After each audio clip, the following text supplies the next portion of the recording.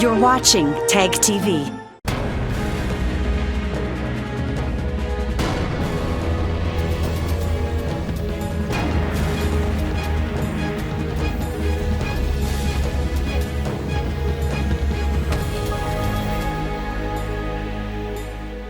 Hello viewers, welcome to Newsweek South Asia, where we will provide you fresh insights into South Asia's geopolitical, strategic and security situation.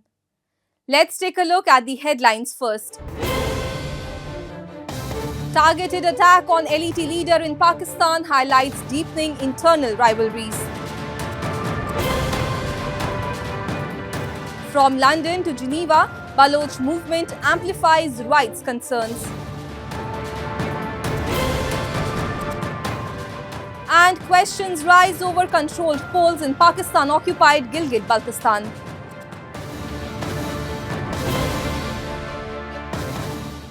In Pakistan, a steady pattern of targeted attacks is increasingly pointing toward internal rivalries rather than external threats. Lashkar-e-Taiba co-founder Amir Hamza has been critically injured after being shot by unidentified gunmen in Lahore, marking yet another strike in what experts describe as a deepening cycle of infighting. These recurring attacks, often carried out in broad daylight and in major urban centers, suggest that the threat is now emanating from within. Factional splits, competing networks and leadership struggles appear to be driving a wave of violence among groups that once cooperated in coordination. Take a look. A series of targeted shootings by unidentified attackers is drawing attention in Pakistan, with a clear pattern beginning to emerge. These attacks, often carried out in public spaces, have repeatedly targeted individuals linked to proscribed organizations, suggesting a deeper internal churn. In the latest incident, two unknown gunmen open-fired on Lashkar-e-Taiba co-founder Amir Hamza outside a television station in Lahore on April 16. The 67-year-old sustained critical injuries and was rushed to hospital. This is the second attempt on his life within a year. Experts say the consistency of these attacks targeting specific individuals within Pakistan and executed by unknown gunmen points towards an ongoing internal struggle rather than external operations. Factional divides, competing networks, and long-standing rivalries are believed to be driving this violence. Well, to hear that one of the other leaders of Lashkar-e-Taiba has been shot dead, that sort of a statement and that sort of a killing does not surprise anybody. There is evidence from every side. There are enemies against Lashkar-e-Taiba. Which intelligence agency does it?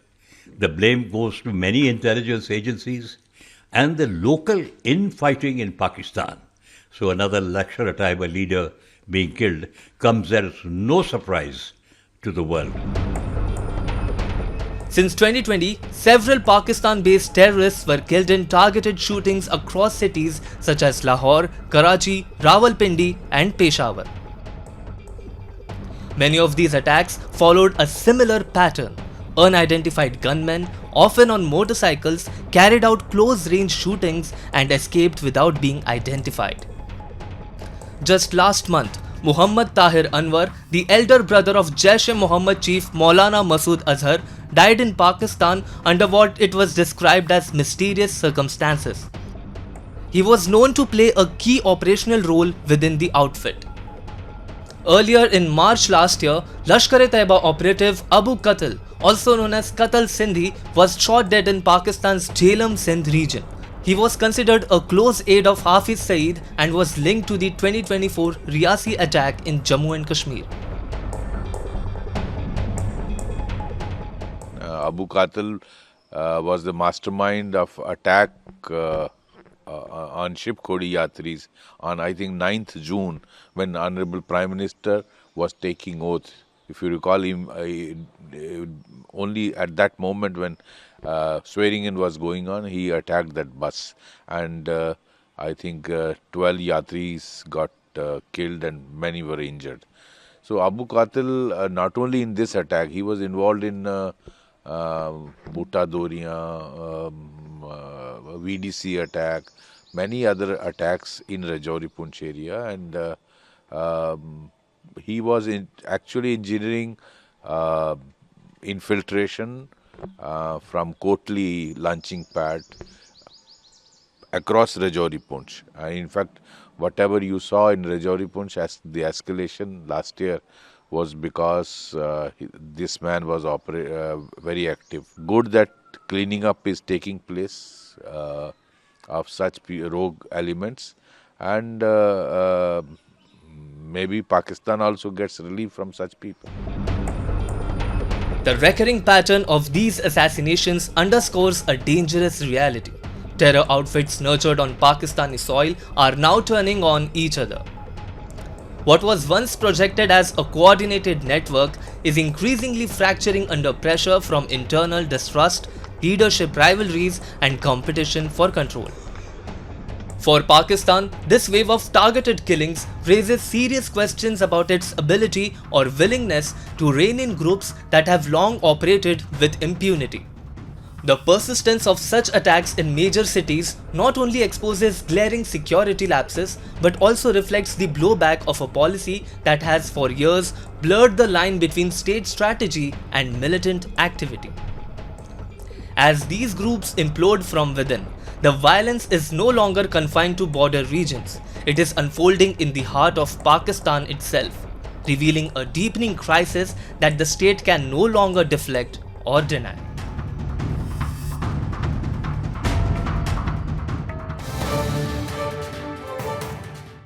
Moving on, protests by the Baloch National Movement are gaining global momentum, with demonstrations now spanning London, Busan and Geneva. Activists allege enforced disappearances, extrajudicial killings and a continued crackdown on dissent in Balochistan. Voices from the movement are urging the United Nations and world powers to take notice and act. As these protests grow louder on international platforms, serious questions are being raised about human rights, media freedom and accountability in Pakistan. These visuals from the streets of London show protesters holding banners and placards outside 10 Downing Street. The protest was led by the UK chapter of the Baloch National Movement. It is a part of an online global campaign aimed at drawing international attention to the situation in Balochistan.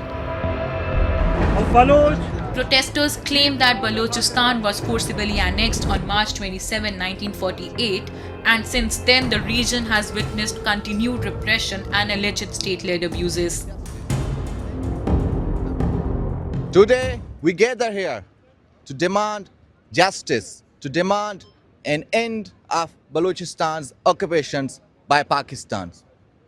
On 27th March 1948, Balochistan was occupied by Pakistan.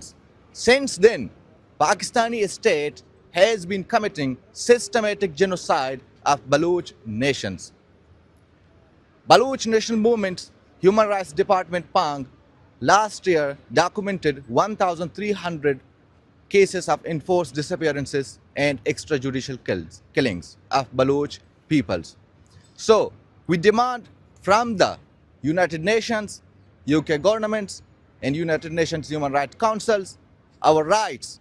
It is our rights. It's not a privilege. Every nation has to decide its own future. We demand our independence. During the protest, Baloch activists highlighted cases of enforced disappearances, extrajudicial killings, and what they described as systematic human rights violations. They also urged the international community, including the United Nations and the United Kingdom, to take immediate notice and intervene. Pakistan's also abducting the women, as you can see in the picture behind me, abducting the women, torturing them, and killing the Baloch nation's leaders. So we demand our freedoms and justice. And thank you for coming here and listening to us. And we hope that you guys support our freedom struggles. As the movement gathers momentum across continents, similar voices are being echoed beyond Europe. In South Korea's Busan, supporters of the Baloch national movement also staged a protest as a part of the same global campaign, raising concerns over human rights violations and calling for justice, freedom, and international intervention. The issue has also been amplified at global diplomatic platforms. During the BNM's 11th International Conference in Geneva, held alongside the 61st session of the United Nations Human Rights Council, UK-based journalist Saqlain Imam highlighted what he described as a worsening environment for press freedom in Pakistan.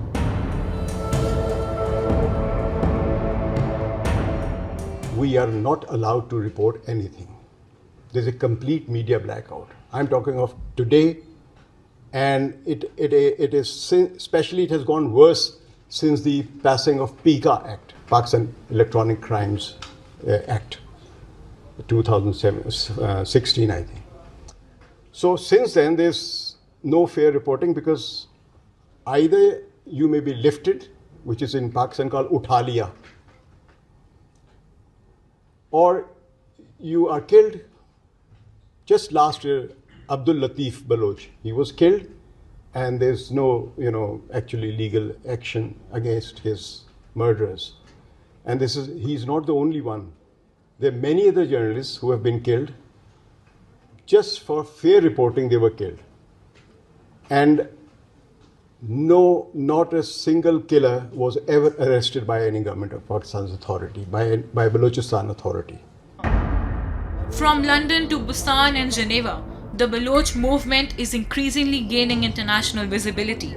Protesters allege that Pakistan continues to suppress voices in Balochistan and target those who speak out. The question remains, will the international community take note of these allegations, or will the voices from Balochistan continue to go unheard?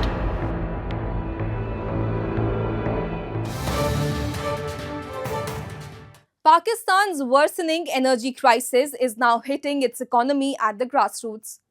In the capital Islamabad, widespread power cuts triggered by an LNG shortage have forced restaurants to shut operations, slashing incomes and pushing workers into distress. The situation has also exposed serious gaps in energy planning and crisis management by the government. Take a look. In Pakistan's capital Islamabad, the impact of this deepening crisis is playing out on the streets. Restaurants and small businesses have been pushed to the brink as relentless power cuts bring operations to a halt. Dark kitchens, empty dining spaces, and idle workers have become the new normal. With electricity failing almost every hour, business owners say survival itself is now a challenge. The immediate trigger has been a severe LNG shortage after Qatar halted supplies under force majeure. But the larger issue lies in Pakistan's chronic dependence on imported fuel and the absence of any effective contingency planning. With no reliable backup, authorities have turned to expensive furnace oil-based power, further exposing the fragile state of the country's energy management. बहुत ज़्यादा फर्क पड़ा है, load shedding की वजह से पड़ा है, ठीक है। लोड शेडिंग की वजह से हर घंटे के बाद बिजली जा रही है, जबकि ये कह रहे थे कि इतनी बिजली नहीं जाएगी। बिजली हर घंटे के बाद जा रही है। अब गेस्ट का आना बिल्कुल बंद हो गया है। जो मज़दूर है उसको आधी दिहाड़ी दी जा रही है, ठीक है, उसके साथ भी ज़्यादती है। और उसके बाद 10 बजे लोड शेडिंग अपना लॉकडाउन लगता है। अगर 5 मिनट 10 मिनट भी लेट हो जाए, होटल सील कर देते हैं। और लॉकडाउन की वजह से जितने भी बिजनेसमैन हैं, चाहे वो होटलियर है, कोई कंपनीज है या कोई और कंपनी है, तो उसमें से स्टाफ को शार्ट किया जा रहा है। गरीब लोगों का पेट काटा जा रहा है। लिहाजा हुकूमत से रिक्वेस्ट है कि ये हमारे साथ ज़्यादती ना करें, हमें रिलीफ दें, ठीक है, लॉकडाउन का भी रिलीफ दें और लोड शेडिंग का भी रिलीफ दें। As businesses struggle to stay afloat, the worst impact is being felt by daily wage workers, whose incomes depend entirely on daily customer flow. With rising inflation and repeated outages, earning a basic livelihood is becoming nearly impossible. Many say they are now trapped between economic hardship and administrative restrictions, with no relief in sight. अब इतनी महंगाई हो गई है, एक तो load shedding, दूसरे number पे लॉकडाउन, एक महंगाई, एक कस्टमर आ भी नहीं रहा। आपके सामने है, टेबल कुर्सी सारा कुछ खाली है। अब ये क्या चलेगा निज़ाम? कोई निज़ाम नहीं चल रहा हमारा। हम गरीब बंदे हैं, कहाँ से इतना सफ़र करके आ रहे हैं बच्चों के लिए रोज़ी कमाने के लिए। हमारी इसी हुकूमत से अपील है कि हमें जो है ना मजदूर लोगों के साथ तावन किया जाए। The government, however, has attributed the crisis largely to external factors, pointing to disruptions in global energy supplies. 2500 megawatt का जो शॉर्टफॉल गैस की पावर के अंदर हुआ, वो इसलिए हुआ क्योंकि बाहर से गैस नहीं आ रही। ईरान की जो जंग अमेरिका के साथ लगी हुई है और स्ट्रेट ऑफ हॉर्मूज के अंदर जो इशू है, उसकी वजह से हमें गैस मौसूल नहीं हो रही और कतर ने फोर्स मेजोर किया हुआ है, वो आपके और आवाम के इल्म में है। Even as the government talk about alternative fuel arrangements, the scale of the deficit continues to grow, with little immediate relief for businesses or households. वो 3200 मेगावाट जो पन बिजली से बनती थी, वो अब नीचे होके 1671 मेगावाट पे पहुंच चुकी है। यानी मंगला और ही तरबेला से जो पानी रिलीज ना होने की वजह से बिजली के अंदर जो कमी पिछले 15 दिन में रही है, वो तकरीबन 1700 मेगावाट रही है। यानी तो हमारा तकरीबन शॉर्टफॉल जो है मिला के 2500 मेगावाट LNG का हमारा जी शॉर्टफॉल आया। बाहर से ईंधन नहीं आ रहा, मेरे प्लांट्स बिजली नहीं बना सक रहे, और 1530 मेगावाट का शॉर्टफॉल हमें पन बिजली न पैदा होने की वजह से हुआ। With outages intensifying and livelihoods at stake, Pakistan's power crisis is no longer just an energy issue. It is rapidly becoming a full-blown economic and governance challenge.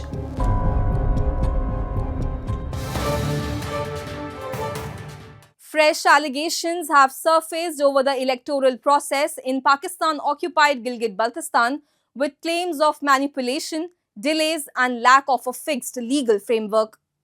Political activist Sengay Sering has accused Pakistan's establishment of influencing outcomes through interim setups and controlled governance. A report. In Pakistan's illegally occupied regions, including Gilgit-Baltistan, democratic rights and constitutional safeguards continue to be absent.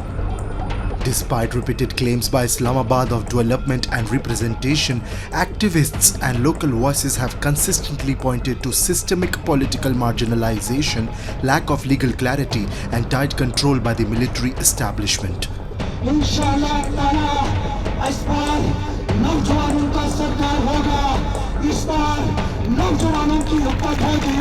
The region still does not enjoy full constitutional status within Pakistan, and key decisions are often dictated from the center, raising serious concerns over governance and autonomy. Against this backdrop, political activist Sengay Sering has alleged serious irregularities in the electoral process in Pakistan-occupied Gilgit-Baltistan, claiming that elections are not conducted under any fixed legal framework. Gilgit Baltistan में election किसी आईनी कानून के हिसाब से तो होते नहीं हैं। यहाँ पर इलेक्शन जो हैं मुख्तलिफ बहानों से उनको टाला जाता है। एक इंटरिम गवर्नमेंट लाई जाती है जो उनके अपने मनपसंद लोग होते हैं, ISI के अप्रूव्ड लोग होते हैं। ऐसे लोगों के हाथ में फिर कई महीनों तक जो है निज़ाम रहता है। कभी बहाना ये होता है कि जी आपके मौसम ख़राब है इसलिए हम इस महीने में इलेक्शन नहीं करा सकते। कभी ये कहते हैं कि जी मुल्क के हालात ठीक नहीं हैं, ईरान की जंग हो रही है और दूसरे मसाइल हैं, इस वजह से हम इलेक्शन नहीं करा सकते। Such allegations point to a broader pattern where electoral timelines and administrative mechanisms are allegedly used as tools to shape political outcomes. Extended gaps created through interim arrangements raise concerns over the misuse of state machinery to influence public opinion and weaken independent political participation. ISI क्या करती है कि वो जो 5-6 महीने के बीच में gap देती है एक इंटरिम गवर्नमेंट के थ्रू, इसमें फिर वो अपनी मैनिपुलेशन करती है, लोगों के साथ साजबाज करती है, लोगों के साथ गठजोड़ करती है, ताकि एग्जैक्टली ऐसे कैंडिडेट को जिताया जा सके जो उनकी पॉलिसीज को आगे लाते हैं। तो ये जो बीच में एक टाइम दिया जाता है इंटरिम गवर्नमेंट के थ्रू, ये आईएसआई इसी मकसद से देती है ताकि इलेक्शन में अपनी मर्जी के लोग आगे लाए जा सकें। तो ये क्लियरली शो करता है कि यहाँ फेयर इलेक्शन नहीं होते, मैनिपुलेटेड इलेक्शन होते हैं। There are also growing concerns that dissenting voices and candidates who do not align with the establishment face systemic pressure, including legal and administrative action. वक्त के साथ साथ आप देखेंगे लोगों के ऊपर शेड्यूल 4 है उसके केसेस बनना शुरू हो जाएंगे, बहुत से कैंडिडेट उस तरीके से फारिग हो जाएंगे। तो ये जो मैनिपुलेशन है ये कई महीने तक जारी रहती है और इसलिए एक इंटरिम गवर्नमेंट लाई जाती है ताकि आईएसआई को आसानी हो अपने मर्जी के लोगों को वहाँ इलेक्शन वो जितवा सकें। As the region heads towards the June 7 elections, these concerns once again bring into focus Pakistan's approach to governance in the occupied territories.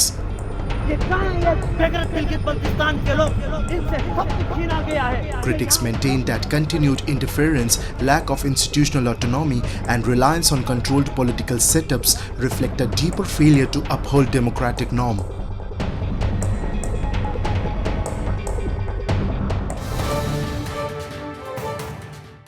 And with that, we come to the end of this edition of Newsweek South Asia.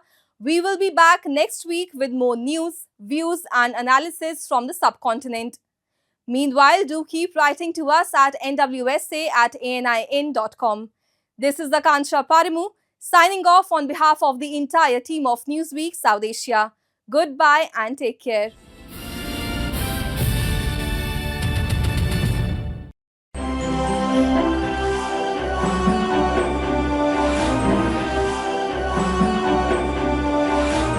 You're watching TAG TV.